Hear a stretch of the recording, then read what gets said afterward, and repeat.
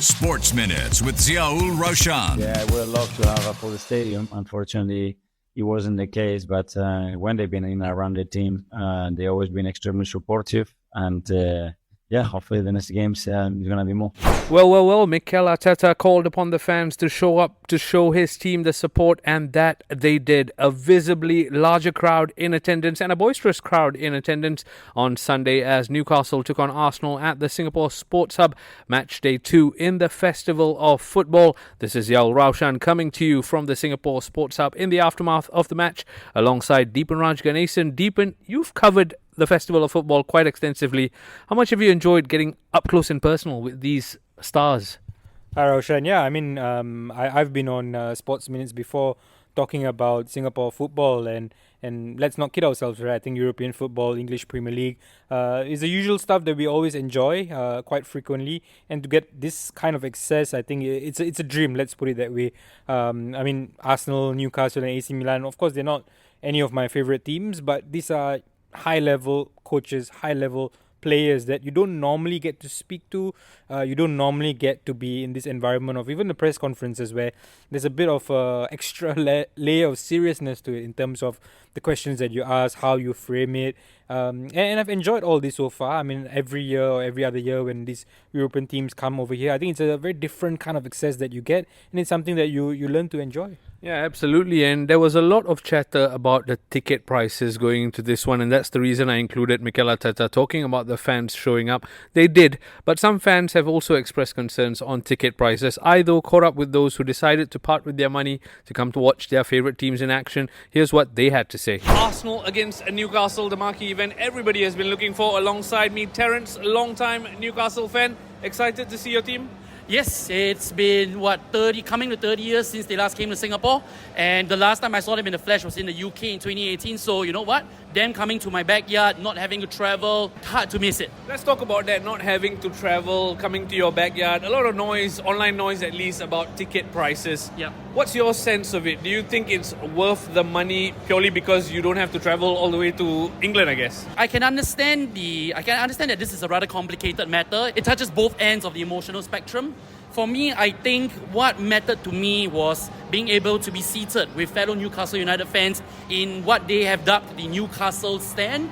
So being together with fellow fans, celebrating our team, thanking them for, I guess, taking time to come out and meet us and also hopefully get a good pre-season result. I think all in all, if we look at that, it's really good value for money. It's difficult to say, hey, you know what, maybe I should pass this up and maybe go to the UK. And money aside, right, I know a lot is made of the ticket prices, but there's so many fringe activities when teams like this, not just specifically to Newcastle, even Arsenal have been out and about so much. Is that part of the draw of hosting these big name stars on this tiny little red dot? Yes, it is actually.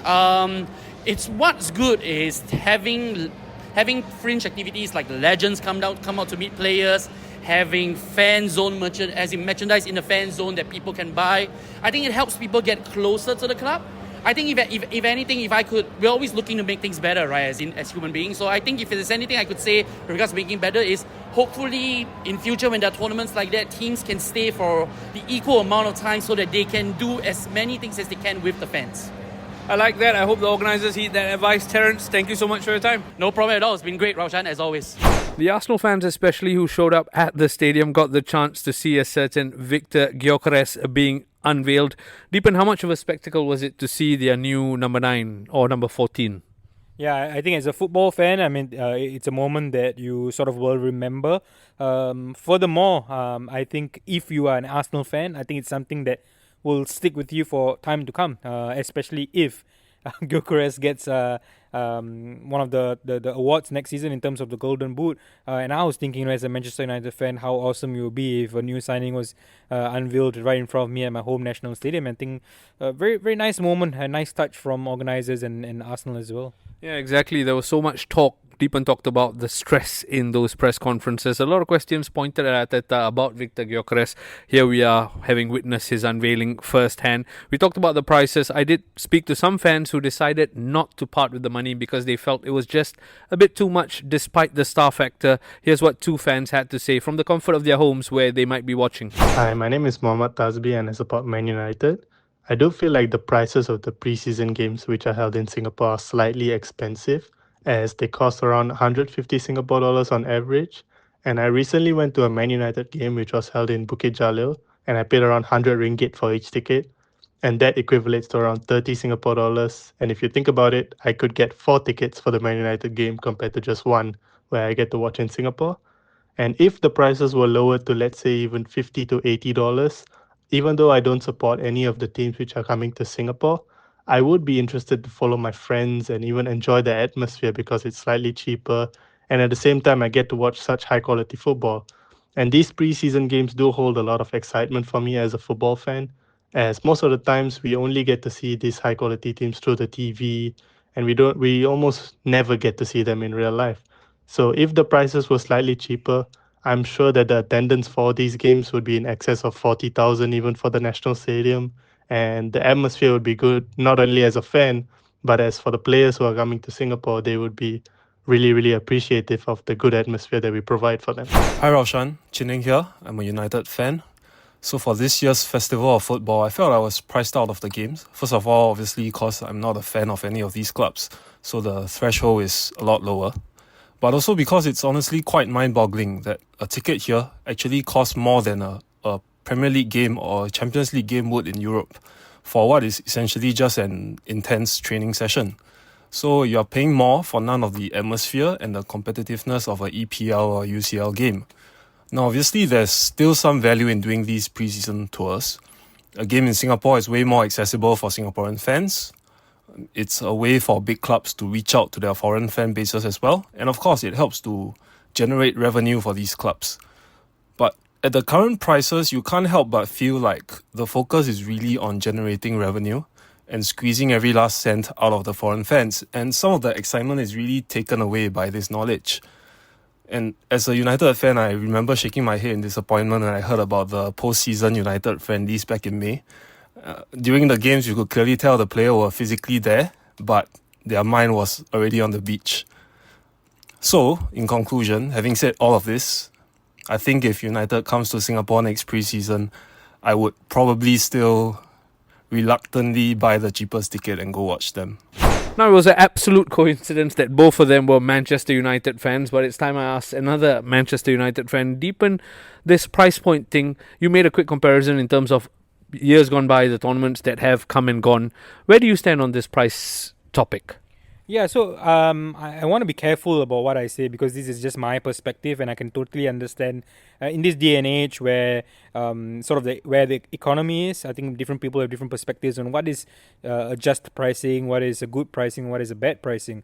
So now that is out of the way, I think my personal opinion is I think it's a bit fair in terms of the pricing, because you look at last year or the last time the Festival of Football was here, which was in 2023. I think the pricing here and the pricing there was pretty similar in terms of the different kind of tickets that you could get, and I know that some of the better tickets are priced close to almost $300 and $250 and beyond, but I think there are reasonable pricing at other layers of tickets. So I think you have tickets at $148, $108, $198, and I think, yes, of course, a Manchester United fan, he's not going to be sort of incentivized to go and watch an Arsenal or Newcastle game or Arsenal and AC Milan game. I think that's totally understandable. For an Arsenal fan, and keep in mind, not everyone has the luxury to travel to London or travel to England to watch a game. I think it's fair, because let's say you want to travel to Hong Kong to watch a friendly game. You pay for the airfare, you pay for the tickets, you pay for your accommodation. I mean, just keep all that in mind, and it comes to a certain value. Here, of course, you don't pay for accommodation in the sense of you're not booking a hotel to sort of attend the game. I think it's fair pricing, because at the end of the day, pre-season, it is something that's taken seriously by the teams because they're preparing for the season ahead. You look at how Arteta talks about his team after the matches. You look at what Eddie Howe has to say, before the game. They take it seriously because they are preparing for a very important season ahead. So you are going to see a certain level of competitiveness.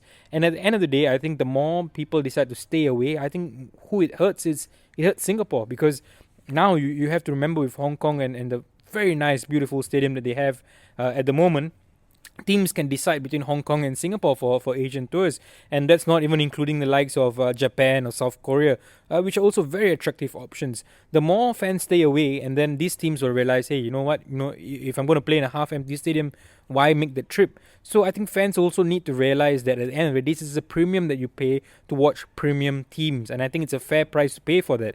Again, I think different people have different disposable income and about whether they want to spend it on football.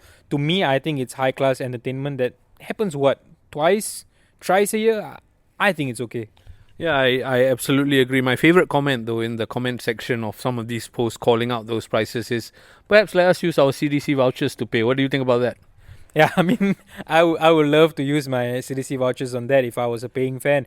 But I mean, jokes aside, I think one important thing that we also have to sort of take into account is, yes, different years there are different teams that come in. We cannot have the two heavily supported teams all the time, right? Like Manchester United and Liverpool. Then what is the point? I think fans also need to look at it from a footballing perspective where, we cannot be seeing the top teams all the time. I mean, you got to give chance to the Newcastle fans, for example. I know some friends who are Newcastle fans. They have been so happy these past few days to see their team up close and personal. It's not just about the match, right? It's about the fringe activities, meeting the players, getting autographs. So it's an all-in factor, and we've got to sort of support the organisers a bit more and sort of hope that, yes, at the end of the day, they do listen to some of the feedback, that some of the pricing can be a bit better, maybe perhaps for student pricing or something a bit more tiered in that aspect. But I would love to see a full house stadium the next time these matches take place, and the pricing could play a hand in that. And we heard some opinions earlier in the show talking about the intensity of the games. I think if the Arsenal-Newcastle game is anything to go by, the intensity is there. Yes, changes will be made throughout the game because it's pre-season and players are clocking up minutes, but eventually you are paying at least for top quality entertainment. Now I want to ask you this. The last time the Festival of Football happened, we saw a Singapore Premier League club involved in the action by virtue of AS Roma pulling out and then the Lion City Sailors joining the competition. Is that something, an added carrot in terms of giving back to Singapore that organisers can look at? Yes, but then I think you also need to see this from a perspective of a football team preparing for the highest level of Premier League or European competition. Why would they want to travel halfway across the world and come to an Asian tour and play a team that's not quite up to their level? I mean, you saw even Spurs in second gear, and LCS was not really a match for them. So I think, yes, if it's an exhibition kind of game, fair, but it's a pre-season. Teams want to take it seriously, and then the last thing you want is to play a gimmick game against a local team. Yes, of course, as a local football fan, I would love it. I would love to see your Haris Harun, your Hamish Shahins go up against your Zubimendi and Mikel Merino's in midfield. But I just don't think this would serve the purpose of a pre-season tour where they play top teams to prepare for the season ahead. Talking about teams, you're already looking ahead to the next Festival of Football, which might be a couple of seasons away. No real confirmation on that. But if the organisers are listening in and there could be one team you'd like to see in the flesh, obviously don't say Manchester United. Who would it be? For selfish reasons, I would say Manchester City. I mean, I've never seen Pep Guardiola up close and personal. A lot of City players that I would love to see quite close, Erling Haaland being one of them.